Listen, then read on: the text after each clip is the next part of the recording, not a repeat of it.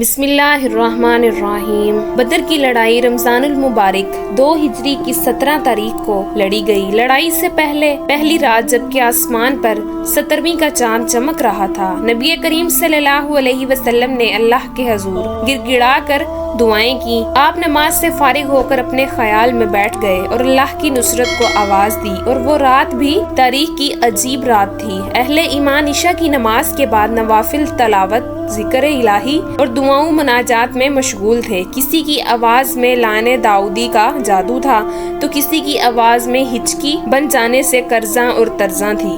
کوئی ضرب و سجود تھا تو کوئی قیام میں کھڑا تھا۔ ہچکیاں بھی تھیں اور سسکیاں بھی تھیں، امید بھی تھی اور ایمان بھی۔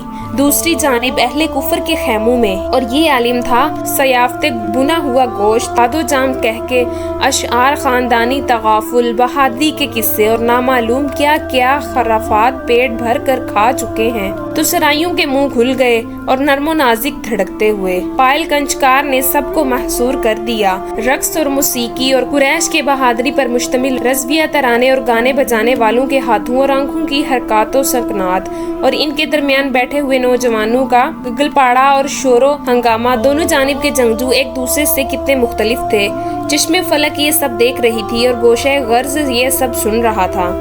آسمان کی بلندیوں پر جانے مشرق سے مغرب کی جانب رواں دواں تھا۔ صحرا میں چاندنی پھیل چکی تھی، منظر بے حد دل رہا۔ چاند سر پر آیا، رات کا آدھا حصہ بیت چکا تھا، اب ہر طرف ان کا عالم تھا۔ جنوب میں قریش کے خیموں میں جسم تھک کر سو گئے، جام کو گردش دینے والے پڑائے لے رہے تھے۔ قالینوں پر جگہ جگہ ساگر اوندے پڑے تھے۔ اونٹ کا بنا ہوا گوشت اور انگور کی نفیس شراب، اپنی طاقت کا غرور اور قریش کی عظمت اور نخوت کا نشہ، ان سب چیزوں نے اہل خیمہ کو مدہوش کر رکھا تھا۔ اسی جانب ذرا فاصلے پر شمال میں فاقہ مستو کے خیموں میں بھی رات بھر دعائیں کرنے والے عابدین کھار کر سو گئے۔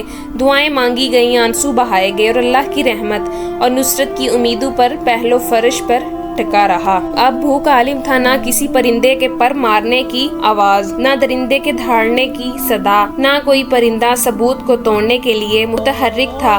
خیمے کے دروازے پر جان نثار رسول اللہ صلی اللہ علیہ وسلم صدیق اکبر کھڑے ہیں۔ خیمے کے اندر آفتاب رسالت جلوہ فرما ہے، اور اس خاموشی میں بس ایک آواز ہے جو سنائی دے رہی ہے۔ یہ اس کائنات کے سب سے بڑے اور سب سے سچے انسان محمد صلی اللہ علیہ وسلم کے ستائے التجا ہیں۔ خیمے کے اندر سے آسمانی چاند کی کرنیں اندر داخل ہو رہی ہیں، اور زمینی چاند میں تاب نبوت کا منور چہرہ صاف نظر آ رہا ہے۔ آنسوؤں کی لڑیاں موتیوں کی صورت میں چہرہ مبارک پر جذب ہو رہی ہیں۔ کندھے سے چادر بار بار گر پڑتی ہے، کچکی بن گئی ہے۔ ایسے میں سب سو جائیں تو سو جائیں، مگر ابو بکر کو نیند کیسے آ سکتی ہے؟ وہ رات بھر سے کھڑے ہیں، چادر بار بار اٹھا کر شان مبارک پر رکھتے ہیں۔ نبی کریم صلی اللہ علیہ وسلم کی کیفیت کو دیکھ کر ابو بکر کا کلیجہ منہ کو آنے لگا اور عرض کیا، حسبک یا نبی اللہ۔ این اسی لمحے سرور دو عالم صلی اللہ علیہ وسلم نے سر اٹھایا اور فرمایا، اے ابو بکر خوشخبری سن لو۔ جبرائیل آ کھڑے تھے، فرشتوں کی جماعت صفائے بستہ حاضر تھی، وعدہ ربانی پورا ہو گیا تھا، دعائیں قبول ہو چکی تھیں۔ نبی کریم صلی اللہ علیہ وسلم کی دعاؤں کا تفصیلی ذکر حدیث کی کتابوں میں ملتا ہے۔ جب آپ دعا کر رہے تھے تو آنکھوں سے آنسو مسلسل بہہ رہے تھے، چادر کندھے سے بار بار نیچے گر جاتی۔ آپ نے اللہ تعالیٰ سے یوں دعا مانگی، اے اللہ، یہ قریش کے لوگ ہیں، اپنے تکبر اور غرور کے ساتھ آئے ہیں تاکہ تیرے رسول صلی اللہ علیہ وسلم کو جھوٹا ثابت کر سکیں۔ اللہ، جس مدد کا تم نے مجھ سے وعدہ کیا تھا اب وہ آ جائے۔ اے اللہ، اگر یہ مٹھی بھر جماعت آج ہلاک ہو گئی تو قیامت تک تیرا نام لینے والا کوئی نہ ہوگا۔ اے اللہ، کل کفار کا کام تمام کر دے۔ ایک روایت میں ہے کہ آپ صلی اللہ علیہ وسلم نے اللہ پاک سے یوں دعا کی، اے اللہ، اس امت کا فرعون ابو جہل بچ کر نہ جائے۔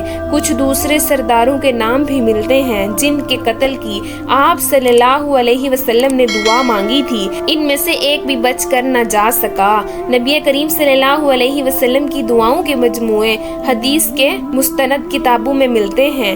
نبی کریم صلی اللہ علیہ وسلم کی دعائیں نہایت جامع اور تحصیل اور اللہ کی رحمت کو جوش دلانے والی ہیں، مگر غزوہ بدر کی دعا کا رنگ ہی دوسرا ہے۔ اس موقع پر اجر و انکسار کا جو مجموعہ نظر آتا ہے وہ اپنی مثال آپ ہے، مگر اس کے ساتھ ایک عجیب قسم کا احساس ہوتا ہے کہ آپ کو اپنے اللہ پر کس قدر مان ہے، اور کیوں نہ ہو اپنا سب کچھ اس کے سامنے ڈھیر کر دیا تھا۔ اس کی رضا مطلوب تھی، اس کے کلمے کو سر بلند کرنا تھا، اس کے دین کو تمام دنیا پر غلبہ عطا کرنا تھا۔ یہ مٹھی بھر جماعت کے الفاظ خاص طور پر قابل غور ہیں۔ قریش کی نخوت طاقت کا تذکرہ بھی دعا میں ملتا ہے، اور اپنے ساتھیوں کی بیچارگی اور بے سرسمانی کے اشارات بھی ملتے ہیں۔ نبی کریم صلی اللہ علیہ وسلم کا کل سرمایہ وہی تھا جو اپنے میدان میں لا کر پیش کر دیا تھا۔ یہ 13,1300 نفوس کی کنجی تھی۔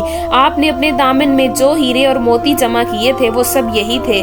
یہ تو جذبہ شہادت سے سرشار تھے، جان قربان کر دیتے، مگر ان کی شکست کا مطلب یہ تھا کہ اللہ کی عبادت کرنے والا زمین پر دوسرا کوئی نہ رہتا۔ سوچئے، دعا تو مدینہ منورہ میں بھی کی جا سکتی تھی۔ مسجد نبوی بدر کے میدان سے کہیں زیادہ بابرکت اور اللہ کو پسند ہے۔ یہ دعا عین ایمان بدر میں کی گئی۔ رحمان کے بندے اور شیطان کے ساتھی ایک دوسرے کے مد مقابل آ گئے، موت آنکھوں کے سامنے تھی۔ یہاں دعا کا فلسفہ ابھی سمجھ میں آ گیا۔ پہلے اپنا سب کچھ نظر کے لیے پیش کر دو، پھر دعا کرو کہ شان سے جب دعا مانگی گئی تو در قبولیت کھلا، اور بظاہر ناممکن کو اللہ پاک نے ممکن کر دیا۔ نبی کریم صلی اللہ علیہ وسلم نے صحابہ کرام سے خطاب فرمایا، نہایت پر اثر اور جامع مختصر اور دل نشین جنت کی وسعتوں کا تذکرہ اور اس کی غیر فانی نعمتوں کا بیان، اور جنگ کے دوران حکمت عملی اختیار کرنے کے لیے ہدایات بھی۔ صفے بندی کا طریقہ پہلی مرتبہ نبی کریم صلی اللہ علیہ وسلم نے دنیا کی جنگی تاریخ میں متعارف کروایا۔ اس کے بعد سے لے کر آج تک یہ مختلف انداز کے ساتھ جنگی حکمت عملی میں جنگجوؤں میں رائج چلا آ رہا ہے۔ آپ نے جنگی حکمت عملی کے لیے جو ہدایات دی تھیں ان میں اہم باتیں یہ تھیں کہ نظم و ضبط اور جرت کا مظاہرہ کیا جائے، جنت کا اصول اور رضا الہی مقصود ہو، تیر اس وقت چلایا جائے جب دشمن اس کے مار میں ہو، کوئی ایک تیر بھی اس وقت نہ چلایا جائے کہ وہ ضائع ہو جائے، دشمن کے قریب آنے پر پہلے نیزے کا استعمال کرنا، اور پھر جب دشمن بالکل روبرو ہو جائے تو تلوار سے کام لینا، اور جان رکھنا جو بندہ غمسان میں صبر و ہمت اور ثابت قدمی و استقامت دکھاتا ہے، اللہ تعالیٰ اس کے لیے آسانی پیدا کرتا ہے اور غم سے نجات عطا فرماتا ہے۔ اسلحے اور تعداد کی کمی کے پیش نظر نبی کریم صلی اللہ علیہ وسلم کی یہ ہدایات نہایت مسیح جامعہ اور بہترین حکمت عملی کا حسین مرکہ ہے۔ یہ بات پیش نظر رہنی چاہیے کہ نبی کریم صلی اللہ علیہ وسلم نے اپنے خیمے کو بطور آپریشن روم یا کمان پوسٹ کے استعمال کیا، مگر کچھ لوگ یہ خیال کرتے ہیں کہ آپ عملاً میدان جنگ میں نہیں آئے۔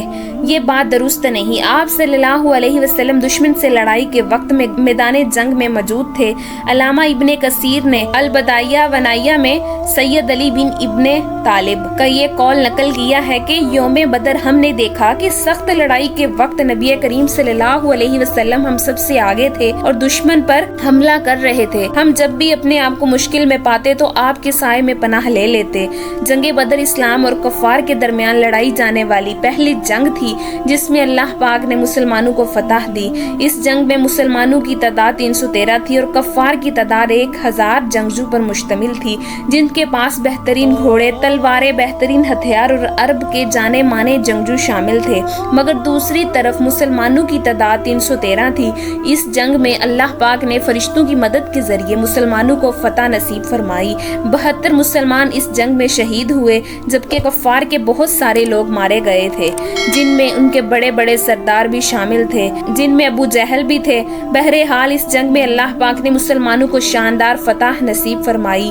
کفر اور اسلام کے درمیان لڑی جانے والی یہ پہلی جنگ تھی جس کا ذکر ہمیشہ تاریخ میں یاد رکھا جائے گا۔